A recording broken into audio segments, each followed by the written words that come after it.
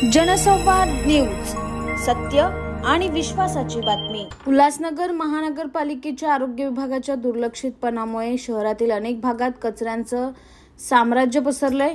विशेषतः उल्हासनगर कॅम्प 1 टिळकनगर भागात पाण्याच्या जलकुंभाच्या ठिकाणी कचऱ्याचं साम्राज्य आहे। त्यामुळे डासांचा प्रादुर्भाव वाढलाय। शिवाय कचऱ्यातून निघणाऱ्या दुर्गंधीमुळे नागरिकांना त्याचा त्रास होत आहे। उंदीर घुशीचे प्रमाण वाढले आहे। अशा दुर्गंधीयुक्त वातावरणात रहिवाशांना राहावं लागतंय। उल्हासनगर महानगरपालिकेत या संदर्भात तक्रार करून देखील घाणीचे साम्राज्य तसेच आहे। त्यामुळे इथल्या नागरिकांनी त्या प्रशासनाला हात जोडून आम्हाला या दुर्गंधीतून मुक्त करावं अशी विनंती केली। दरम्यान मनसेचे मेनुद्दीन शेख यांनी महापालिकेला तक्रार केली असून आता तरी कारवाईची अपेक्षा व्यक्त केली। टिळकनगर परिसराचा हा जलकुंभाचा परिसर आहे। जवळच एक आरोग्य केंद्र आहे उल्हासनगर महानगरपालिकेचं, परंतु या ठिकाणी आवाजोवी वाढलेले रानटी झाडझुडपं खूप मोठ्या प्रमाणात आहे। त्यामुळे तिथं साप फिरतात। त्या परिसरातील लोकांच्या समस्या आहेत, त्यांनीच आमच्याकडे समस्या मांडल्या। तिथं साप फिरतात, घुशी, उंदरांचं ते उंदरं वाढलेले आहेत, घाणीचं साम्राज्य, डास, मच्छर होतात, रोगराई होऊ शकते। तर आम्ही महानगरपालिकेला कालच पत्रव्यवहार केलेला आहे। आरोग्य विभाग, सार्वजनिक आरोग्य विभाग, सामान्य सार्वजनिक बांधकाम विभाग आणि उपायुक्त गवस साहेबांना आम्ही त्यांच्या कानावर आम्ही ही गोष्ट घातली। त्यांनी तात्काळ याच्यावर उपाययोजना करण्याचं आश्वासन दिलेलं आहे।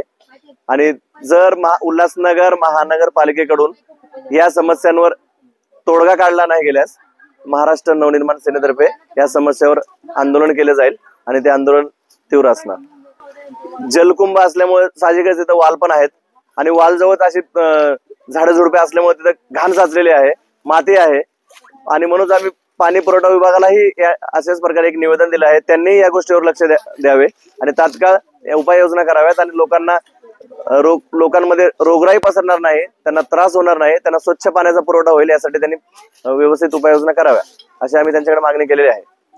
कविता जगताप आहे। मला इथं भरपूर प्रॉब्लेम आहे, नीट आम्हाला काही सुविधा नाही आहेत।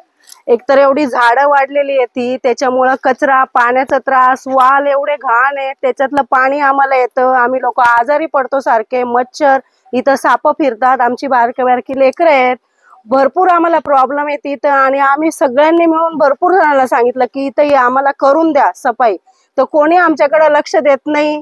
आमच्या एरियाचं नाव कोणी घेत नाही, का आमच्या एरियाला कोणी सपोर्ट करत नाही। आणि आमच्यापेक्षा वयस्कर आहेत, त्यांना पण नीट व्यवस्थित सुविधा नाही। सीडींवरती बघा माती कुठे असते, कचरा ते साफ करतात, पण त्या मातीमुळं कोणी पडतं, लहान लेकरं पडतात, त्यांना लागतं, कमी जास्त होतं, साप त्या पायऱ्यांवरून फिरतात, आम्हाला भरपूर त्रास आहे। आम्ही सगळेजण तुम्हाला विनंती करा, हे जसं आता माझ्या लग्नाला 22 वर्ष झाले तर मी हे बघतीये आणि जवळजवळ आता मी 5 वर्षापासून भरपूर जणांना सांगितलं, ते बोलतात आमच्या हातात नाही, ते बोलतात आमच्या हातात नाही। आता त्यांचं नाव आम्ही काही घेऊ नाही शकत आहे। तुमच्याकडनं होत असेल तर करा, आमच्याकरता आमची मदत करा तुम्ही सगळेजण, तुमचे आम्ही भरपूर आभारी राहू, आम्हाला सहकार्य करा या कामामध्ये। माझं नाव कुसुम साहेबराव चव्हाण। काय समस्या आहे? नेमकं आमचा लय कचरा आहे, मच्छर होतात, आम्हाला सोय नाही कशाची, इथं वाल आहे, दवाखाने आहेत, आम्हाला कोणतेच नाही, अशा बिमाऱ्या होतात। झाडं झुडपं किती वर्षापासून लई वर्षापासून आहेत, तसे आम्ही राहायला तसे आहे ते झाडं झुडपं। येतात ना साफसफाईला, वरचे काढून जातात, इथं तर कचरा तसंच राहतं।